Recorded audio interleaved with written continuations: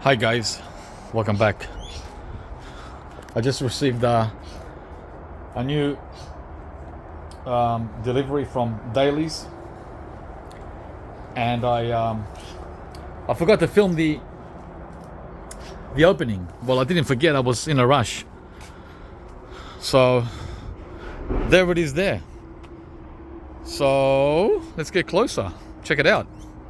Exciting. As you can see here, from the leaves, that looks like a jackfruit, doesn't it? So it is a jackfruit. I'm going a little troppo with the jackfruits, guys. I've been inspired again to try my hand at jackfruit. The thing is, in the early days, I tried growing these from grafted trees, and not a good idea. Not a good idea, guys. Not in our cool climate. I also tried growing them from seed, like really small, like these little plants here, that small, even smaller, and they didn't make it either when I had them in the greenhouse. So these a little bit more mature seedlings seem to be the way to go, and even bigger than this if possible. So we're going to be trying jackfruit again here in Melbourne, Australia. I've had some success with a mature one in the front yard, in the driveway. This one is the Malay jackfruit, which I believe is from Malaysia, going by the name. So yeah, it's already got new growth there and there, so I'm pretty happy about that, right? Now the only problem that remains, or challenge, is where am I going to plant this guy? Where am I going to plant this new jackfruit? Because it's all about strategy. Yeah, growing tropical fruit trees in a cool climate has to be like you're out in the what do you call it? Well, basically strategic. You have to be strategic, is what I'm trying to say. Anyway, for success, you can't just put it in the ground and walk away like you do in the tropics. In the tropics, this guy here, you planted it in an open field in the middle of nowhere, where there's no trees, just on its own, in the middle of nothing, and it'll succeed, right? As long as a hurricane doesn't blow it over. Not here, we can't do that here. It needs to be sheltered. It needs to be taken care of gently, very careful. You have to be really careful. Not with ice cream bean. Jabuticaba. Jabuticaba doesn't need that kind of care.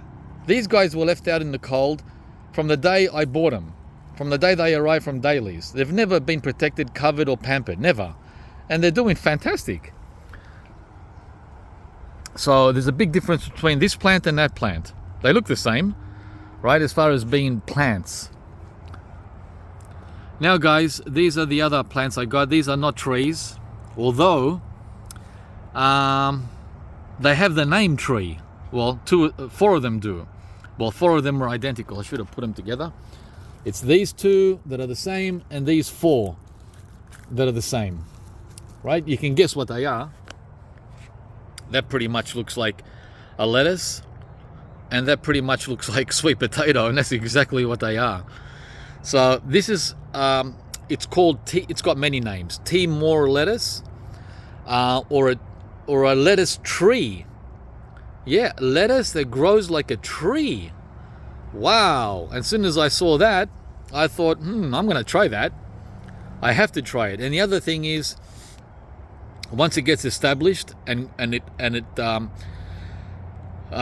survives, you can pinch parts of it and plant them around the garden, and they sprout. It's a freaky tropical lettuce from, well, again, it's one of those things that everyone calls it their own, In Timor, they call it Timor lettuce. In India, they call it Indian lettuce.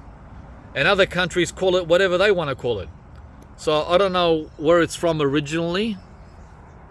It's definitely not originally from Timor. The Portuguese might have brought it in from another part of the world. Who knows? Because there were no cameras back then, and no one was writing anything or documenting. So that doesn't really matter. What matters is we're going to try and grow this hardy upright lettuce variety that can grow to 2 meters. Wow, a 6-foot lettuce, tolerant of frost and humid conditions. Yeah, so, and it can be cooked once the leaves get hard, you can cook them, and once they're tender, you can use them raw.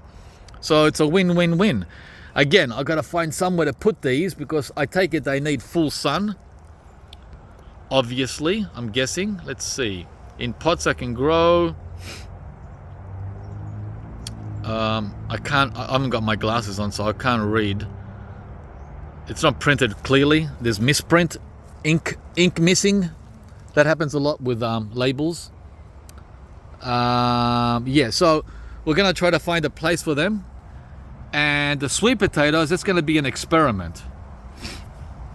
I haven't had any luck with sweet potato because there's a art or a method in growing them. It's not like a regular potato that you just put in the ground, although you can do that. It's best to grow it from cuttings, or they're called slips, and then go from there. So we're going to be playing with those as well. I got 2 different varieties. I think that's